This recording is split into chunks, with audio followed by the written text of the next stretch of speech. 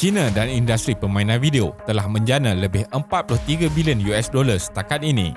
Walaupun pernah berperang dengan industri ini, tetapi negara ini juga terpaksa melonggarkannya disebabkan China adalah antara negara terbesar dalam permainan video.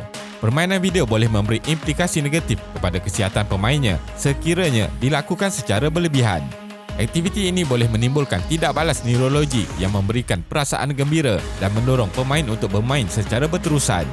Pertubuhan Kesihatan Sedunia (WHO) telah mengklasifikasikan ketagihan permainan video atau gaming disorder sebagai masalah kesihatan mental. Dalam dunia serba moden ini, masalah ketagihan untuk menghadap skrin telefon dan komputer ini sudah menjadi satu masalah besar yang melanda segenap lapisan masyarakat di seluruh dunia. Lazimnya, di kebanyakan negara, ibu bapa atau penjaga merupakan individu yang mampu membentuk disiplin dalam memantau atau menghadkan waktu anak-anak bermain permainan video. Namun berbeza di China, kerajaan sendiri telah masuk campur dalam memantau dan menghadkan rakyatnya daripada menghabiskan masa bermain permainan video. Jadi, dalam video kali ini, kita akan melihat bagaimana kerajaan negara China menangani masalah ketagihan permainan video dalam kalangan rakyatnya. Teruskan menonton. Permainan video atau e-sukan boleh dilihat sebagai satu aktiviti yang mampu mengisi masa lapang. Namun begitu, ketagihan terhadap aktiviti ini, baik dalam kalangan kanak-kanak maupun golongan dewasa, merupakan satu isu yang sangat kritikal. Kajian menunjukkan bahawa ketagihan permainan video boleh mempengaruhi kesihatan fizikal, psikologikal dan fungsi sosial pemain. Ketagihan menyebabkan pemain mengalami tekanan, perubahan corak pemakanan dan tidur, kurang tumpuan semasa belajar atau bekerja dan kurang pergaulan sosial. Kesan paling serius ketagihan termasuklah kegagalan belajar, kehilangan pekerjaan dan kegagalan hubungan. Kajian juga menunjukkan peratusan ketagihan permainan video atas talian dianggarkan lebih tinggi di negara-negara Asia dan dalam kalangan lelaki berusia antara 12 hingga 20 tahun. Industri permainan video di China. Industri permainan video telah berkembang pesat di China. Dengan hampir 665 juta pemain yang membelanjakan lebih 278 bilion yuan untuk permainan video, China mempunyai pasaran permainan video yang paling menguntungkan di dunia. Di satu pihak, peningkatan perbelanjaan pengguna dan aktiviti pelaburan aktif telah mendorong perkembangan industri hiburan permainan video dan konsol dengan berkesan. Walau bagaimanapun, pihak kerajaan China pula melihat permainan video sebagai aktiviti yang membuang masa, khususnya kepada golongan pelajar dan remaja. Untuk lebih satu dekad lamanya, kerajaan China berperang dengan pengeluar konsol permainan video terkenal dunia seperti Nintendo, Sony, Microsoft dengan menghalang penjualan produk konsol secara terbuka di negara ini.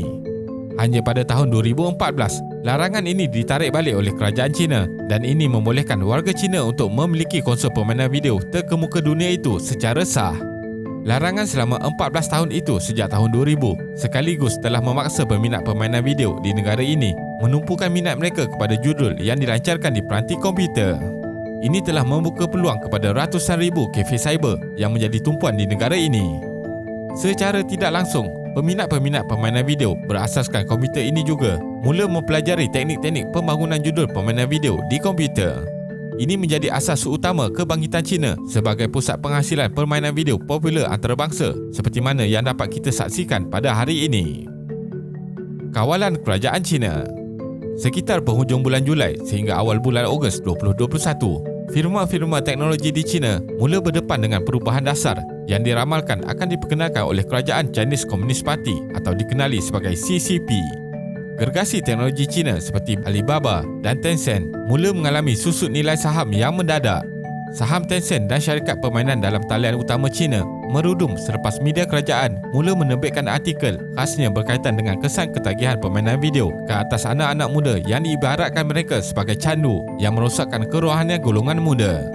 Anak-anak muda dan remaja dikatakan sanggup menghabiskan masa lebih 8 jam sehari bermain judul popular keluaran Tencent iaitu Honor of King sehingga mengakibatkan syarikat Tencent mengeluarkan kenyataan bahawa pihaknya akan memperkenalkan kaedah kawalan masa ke atas pemain berusia muda.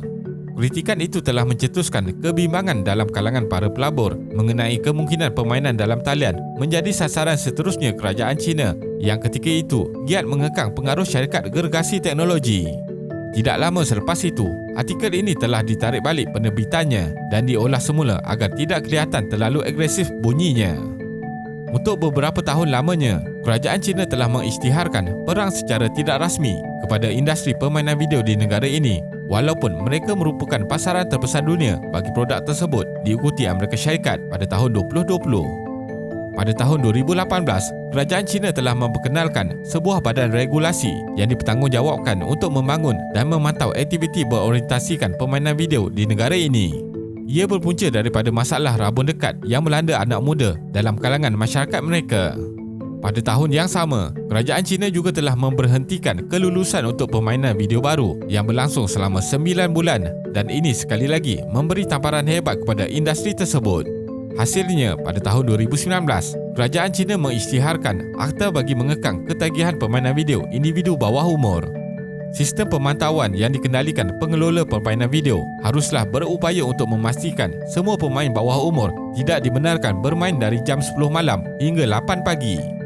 Selain itu, kerajaan juga menghadkan kepada 90 minit sehari pada hari biasa dan 3 jam sehari untuk setiap hari cuti dan hujung minggu. Walaupun demikian, jelas sekali kekangan ini dianggap tidak memadai untuk memastikan anak-anak muda khususnya pelajar di negara itu tidak lalai kerana leka bermain permainan video. Jadi disebabkan itu, rombakan kepada peraturan ini dibuat sekali lagi pada 30 Ogos 2021. Dalam peraturan baru ini, jadual kebenaran yang diberikan telah disingkatkan kepada 3 jam seminggu. Seorang pemain bawah umur hanya dibenarkan bermain permainan video pada hari Jumaat, Sabtu dan Ahad atau hari cuti dari jam 8 malam ke 9 malam sahaja. Dalam satu minggu, jumlah maksima yang dibenarkan untuk masuk ke akaun permainan video milik individu bawah umur adalah 3 jam sahaja. Perkara ini dilakukan hasil daripada maklum malas ibu bapa di mana merasakan langkah yang telah diperkenalkan oleh kerajaan China pada tahun 2019 masih belum cukup ketat untuk memperbaiki keadaan. Bukan itu sahaja, bermula September 2021, tiada lagi permainan video baru yang akan dilancarkan di China selepas kerajaan bertindak bergantung kelulusan semua permainan video dalam talian buat masa ini. Pihak kerajaan China menetapkan peraturan ketat terhadap industri permainan video dengan setiap permainan video baru harus melalui proses kelulusan untuk mendapatkan lesen. Kesimpulannya, dari perspektif kerajaan China, mereka melihat masalah ketagihan permainan video yang semakin menular dalam kalangan rakyatnya ini sebagai beban tanggungjawab mereka. Isu yang semakin membarah ini telah membuatkan anak-anak muda China yang ketagihan tidak lagi mencampuri urusan keluarga selain mengabaikan pendidikan sendiri. Disebabkan oleh itu, usaha kerajaan China ini mendapat sokongan daripada ibu bapa yang merasakan mereka tidak mampu lagi memantau dan mengawal anak-anak mereka sehinggakan memerlukan campur tangan kerajaan secara langsung. Walau bagaimanapun, bagi sesetengah pihak, tindakan kerajaan China ini dilabel sebagai melanggar hak asasi individu. Akan tetapi, sebagai sebuah negara mengamalkan ideologi komunisme, perkara ini bukanlah sesuatu isu yang asing. Terima kasih kerana menonton dan jangan lupa subscribe. Jumpa lagi.